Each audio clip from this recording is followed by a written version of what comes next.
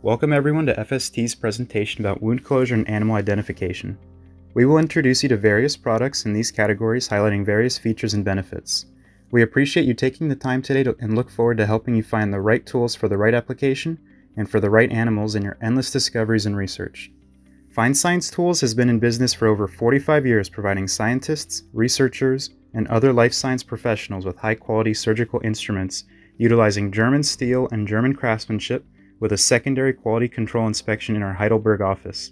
As we say, we only carry the best and offer a multitude of fine microsurgical instruments like spring scissors, forceps, and rongeurs, but also a variety of options for wound closures and animal identification. We will focus on these two topics today, highlighting some of the ergonomic benefits of certain tools and maybe introducing various options that you may not be aware of that can make your procedure efficient, easier, and reproducible. At the end, there will be time for a Q&A to answer any specific scenarios or questions that you may have. In addition to our 3 FST offices, we have over 50 distributors worldwide.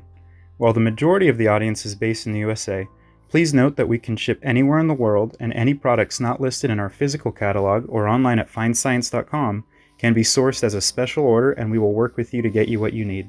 This slide just shows a quick snapshot of our products, and we will focus on wound closure and animal identification for this talk. Before we start, for those who are unfamiliar with FST, let me go over our core values we hold ourselves to and strive to provide to our customers. Quality. Impeccable product quality is what differentiates FST from the others. Secondly, our customer support. We strive for 100% customer satisfaction. Lastly, our QC department in Germany upholds our manufacturers to the standards FST and our customers expect with every instrument. The 2 most common methods for wound closure is by suturing or stapling. There are benefits to each method and will be determined by your study's endpoint, number of animals, and a variety of other parameters that may affect your results. Speaking generally, stapling is quick and easy and great for big study group in comparison to suturing, as it is 3 or 4 times faster. However, there have been some studies that indicate trauma is more associated with stapling than suturing when considering wound management. Ultimately, it is the end user's discretion to determine which method is best. Let's start with the needle holder. As you can see, we offer 4 different handle styles, starting with the Castroviejo needle holder on the left. This would be one of the finest tip needle holders we offer that does come with a locking mechanism. It is similar to a spring scissor in terms of handling the instrument. The rotation of the Castroviejo can be a bit cumbersome, especially when doing looping motions with the needle and thread. As a solution, we offer a round-handled version where you can easily rotate the needle holder in comparison with the Castroviejo. This feature will also help minimize movement of the instrument and your wrist, especially for those tight surgical spaces. Typically, the finger loop handled needle holders are the starting version and most common. For this type of handle, we offer a tungsten carbide tip, which makes it stronger and longer lasting. We even offer a scissors action as well, so it's like a 2-in-1 instrument, and you do not have to switch instruments during the procedure. For our left-handed friends, we offer this version for people who are left-handed. Finally, we have what I like to call the bulb handle version, where the handles contour to the palm of your hand. This instrument is perfectly balanced from end to end. This is more of an ergonomic feature, as some feel more comfortable suturing in this orientation of the needle holder. After deciding which type of handle best suits your style and comfortability, there are other features to take into consideration. Would a locking mechanism be beneficial for you to hold the needle without the pressure to keep the handles closed? Would the scissor action incorporated into the needle holder make life easier so you don't have to switch instruments during the procedure? Would the slim, long handles give you the right distance and angle to suture? How about the tungsten carbide tips to add strength to the tips and prolong the life of your instrument? Length varies from 9 centimeters or 3.5 inches to 18 centimeters or 7 inches. The smaller the animal, the smaller the needle holder usually, but not always. As for suture needles, you can mix and match the size needle to your preferred thread. However, there are also needles with suture thread already attached and pre-sterilized. Cost factors would be more of a consideration here. When it comes to sutures, the first debate is absorbable versus non-absorbable. And the question would be, is this a long-term or short-term study? The benefit of the absorbable sutures are less maintenance and less risk for wound reopening in comparison. Secondly, the type of material. Silk is the most commonly used, but nylon is another option and sometimes preferred due to their consistent knot security.